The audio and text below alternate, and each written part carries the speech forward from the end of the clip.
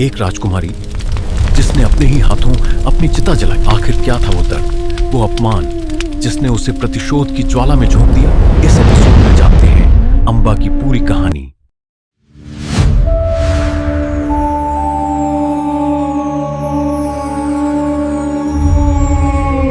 काशी के विशाल और समृद्ध राज्य में एक भव्य स्वयंवर का आयोजन किया गया। राजा काशी ने अपनी 3 पुत्रियों अंबा, अंबिका और अंबालिका के लिए यह स्वयंवर रचाया। इस भव्य स्वयंवर में अनेक राज्यों के वीर राजकुमार उपस्थित थे। जहां अंबिका और अंबालिका उत्साहित थीं, वहीं अंबा के मन में अशांति थी, क्योंकि उसका हृदय पहले से ही किसी और के लिए धड़कता था। तभी अचानक पूरे सभा में सन्नाटा छा गया। भीष्म पितामह अपने रथ पर सवार होकर स्वयंवर में प्रवेश करते हैं। लोग चकित रह जाते हैं। जिसने आजीवन ब्रह्मचर्य का व्रत लिया, वो यहाँ क्यों आया है? सभा में बैठे राजाओं ने उनका उपहास किया। यह वही भीष्म हैं जो ब्रह्मचर्य में रहते हैं और अब लड़कियों के स्वयंवर में आए हैं। क्या ये कोई मजाक है? राजाओं की यह हंसी और उपहास भीष्म के भीतर आक्रोश और व्यथित भावनाओं को भड़का गया। फिर शुरू हुआ एक भयंकर युद्ध।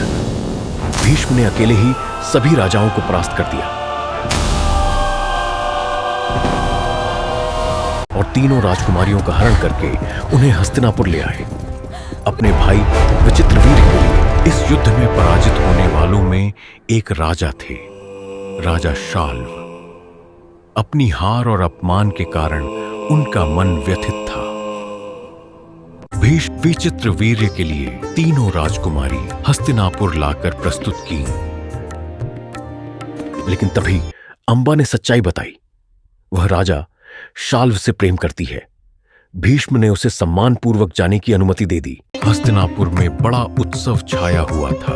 विचित्रवीर्य का विवाह अंबिका और अंबालिका के साथ संपन्न हुआ, परंतु अपमान से जल रहा राजा शाल्व अंबा को स्वीकार करने से इनकार कर देता है। अंबा का हृदय टूट जाता है और वह कहती है, हे महाराज, मेरा हृदय केवल आपसे ही जुड़ा है। राजा शाल्व ने अंबा को किसी भी हालत में स्वीकार नहीं किया। अपने अपमान और अभिमान के चलते उसने उसे ठुकरा दिया। टूटी हुई अंबा वापस हस्तिनापुर लौटती है और विचित्रवीर्य से विवाह का आग्रह करती है, लेकिन वह भी कह देता है, मैं उस स्त्री से विवाह नहीं कर सकता जिसके हृदय में किसी और के लिए प्रेम हो। आखिरी उम्मीद के तौर पर उसने भीष्म से विवाह का प्रस्ताव रखा। भीष्म, मेरी व्यथा और कष्ट को देखिए, मैं कहीं और आश्रय नहीं पा सकती। कृपया अपने ब्रह्मचर्य का त्याग कीजिए और मुझसे विवाह कीजिए और मुझे अपने साथ लेने की कृपा करें। मेरी सारी खुशियाँ छीन ली गई हैं। अंबा, मैं तुम्हारे दर्द को समझता हूँ, पर मेरा ब्रह्मचर्य का संकल्प अटूट है। उनका ब्रह्मचर्य व्रत अटूट था। यहीं से जन्म लेती है एक ऐसी अग्नि जो सिर्फ प्रतिशोध चाहती थी। अंबा वन में चली जाती है, जहां ऋषि मुनि उसे समझाते हैं कि एक स्त्री के 2 ही सहारे होते हैं, पिता और पति। तभी उसके नाना होत्र वाहन उसे परशुराम के पास जाने की सलाह देते हैं। परशुराम, जो स्वयं भीष्म के गुरु थे, पुत्री, तुम्हारे साथ बहुत अन्याय हुआ है। मैं तुम्हारी रक्षा करूंगा और तुम्हारे कष्ट का अंत करूंगा। और भीष्म को युद्ध की चुनौती 23 दिनों तक चला। यह महायुद्ध न कोई जीता न कोई हारा। अब अंबा को समझ आ गया, जन्म में उसका प्रतिशोध पूरा नहीं होगा। वह हिमालय की ओर निकल पड़ी, कठोर तपस्या में लीन हो गई। वर्षों की तपस्या के बाद भगवान शिव प्रकट हुए। उन्होंने कहा, अंबा, इस जन्म में तुम भीष्म का वध नहीं कर सकती, लेकिन अगले जन्म में तुम ही उनकी मृत्यु का कारण बनोगी। प्रतिशोध की आग अब असहनीय हो चुकी थी और उसी क्षण उसने अग्नि में कूदकर अपने प्राण त्याग दिए। लेकिन कहानी यहीं खत्म नहीं होती। पंचाल के राजा द्रुपद के यहाँ 11 संतानों का जन्म हुआ और उन्हीं में से एक के रूप में अंबा ने पुनर्जन्म लिया। शिखंडिनी, द्रौपदी की बहन। बड़ी होकर उसने फिर तपस्या की और अंततः एक पुरुष में परिवर्तित होकर बनी शिखंडी, वो योद्धा जो भीष्म के अंत का कारण बनेगा। इधर हस्तिनापुर में विचित्रवीर्य और चित्रांगद की अकाल मृत्यु हो जाती है। राज्य बिना उत्तराधिकारी के रह जाता है। चिंतित सत्यवती अपने पहले पुत्र वेदव्यास को बुलाती हैं और नियोग के माध्यम से वंश आगे बढ़ाने का निर्णय लेती है। कई वर्षों की तपस्या के कारण वेदव्यास का रूप कठोर और भयंकर हो गया था। अंबिका उन्हें देखकर डर गई और अपनी आंखें बंद कर ली। आंखें बंद करने के कारण और जन्म होता है धृतराष्ट्र का, जो जन्म से अंधे थे। अब अंबालिका वेद व्यास को देखकर डर के मारे पीली पड़ गई और इसी कारण जन्मा एक दुर्बल और कोमल बालक पांडु। 2 दोषपूर्ण पुत्रों के जन्म के बाद महारानी सत्यवती ने फिर से वेद व्यास को आमंत्रित किया।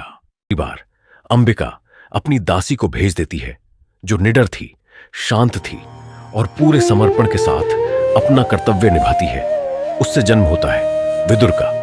लेकिन विदुर कोई साधारण व्यक्ति नहीं थे, वो स्वयं यमराज का अवतार थे। एक श्राप के कारण धर्मराज को मानव रूप में जन्म लेना पड़ा और वे विदुर बने, ज्ञान, न्याय और धर्म के प्रतीक।